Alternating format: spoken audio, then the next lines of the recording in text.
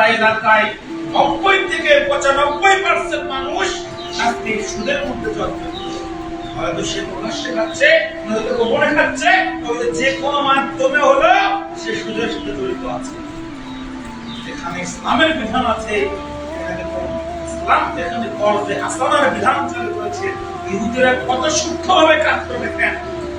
ইসলামের বিধান কর্জে হাসানা, আপনি আমাকে ঋণ দেবেন, ধার দেবেন, এর বিনিময়ে নেকি আছে, এর বিনিময়ে আল্লাহ নেকি দেবেন। কিন্তু বিধর্মীরা দেখলো যে মুসলিমরা যদি এই কর্জে হাসানা চালু করে তাহলে তাদের ইসলাম মিস হয়ে যাবে, তাদের যে পরিকল্পনাগুলো আছে মুসলিমদেরকে ধ্বংস করার সেটা সাকসেস হতে পারে না। কি করো, এই মুসলিমরা যাতে কর্জে হাসানা চালু করতে না পারে সেজন্য তোমরা ঢুকিয়ে দাও বিভিন্ন এনজিও দিয়ে প্রত্যেকটা পরিবারে মহিলারা আছে, এদেরকে কিস্তি দাও, এদেরকে বিভিন্ন এনজিও নামে কিস্তি ঢুকাও, সুদি কারবার ঢুকাও, বিভিন্ন ব্যাংক ঢুকাও, মানে তাদের একটা পরিকল্পনা। প্রত্যেকটা পরিবার যখন মুসলিম মহিলাকে এই ঋণ দিচ্ছে, একটা ছাগল দিচ্ছে, কিস্তি তুলতেছে, যার মাধ্যমে তার ইমানটা বেড়েছে, সুদি পরিকল্পনা। অথচ আমরা সবাই পাপ করি, রাতে অনেক মানুষ কোরআন পড়েন, হাদিস পড়েন, নামাজ পড়েন, সুদ ছাড়তে পারেন না। কোরআন ঠিকই পড়েন, কোরআনের সুদের বিরুদ্ধে আয়াত আছে 7টা। এই আয়াতগুলোতে আপনি পড়েন আল্লাহ সুবহানাহু ওয়া তাআলা ব্যবসা হালাল করেছেন। আপনি একটা মুদিখানার দোকান দিয়ে সেখানে হালাল বৈধ জিনিস বিক্রি করতে হালাল বরকত আছে। সুদ সবাই জানে, এখানে কে বলতে পারবে না সুদ হারাম? এমন কোনো লোক পাওয়া যাবে যে জানে না সুদ হারাম, যে এখন পর্যন্ত শুনে না যে সুদ হারাম? আমার তো মনে হয় এমন কোন লোক নাই বাড়িতে।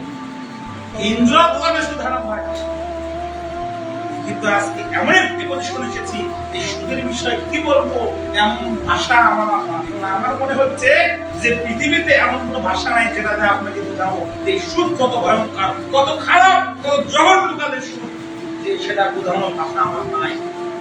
এখন আল্লাহ সুবহানাহু ওয়া তাআলা ব্যবসা হালাল করেছেন, সুদকে হারাম করেছেন।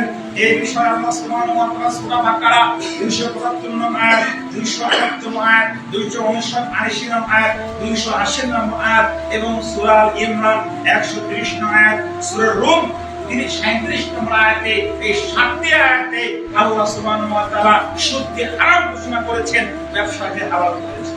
রাসূল মুহাম্মদ সাল্লাল্লাহু আলাইহি ওয়াসাল্লাম আবু হুরায়রা রাদিয়াল্লাহু আনহু বর্ণিত রাসূল সাল্লাল্লাহু আলাইহি ওয়াসাল্লাম বলেন সুদের 70টা পাপ আছে, 1 2 3 এরকম করে শেষ নম্বর হচ্ছে 70 নাম্বার, যেটা এটা হচ্ছে নিজের মায়ের সঙ্গে সেনা কাবার নাউযুবিল্লাহ।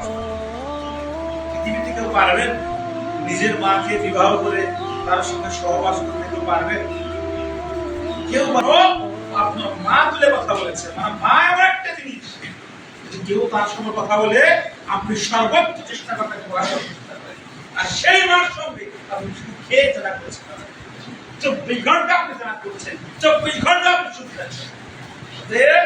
আপনার শরীরে যদি রক্ত থাকে, হালাল ইনকাম থাকে, আজকে থেকে আল্লাহর সন্তুষ্টির জন্য সুদ ত্যাগ করেন, বাঁচার পথ আছে, বাঁচতে পারবেন, নইলে বাঁচতে পারবেন না।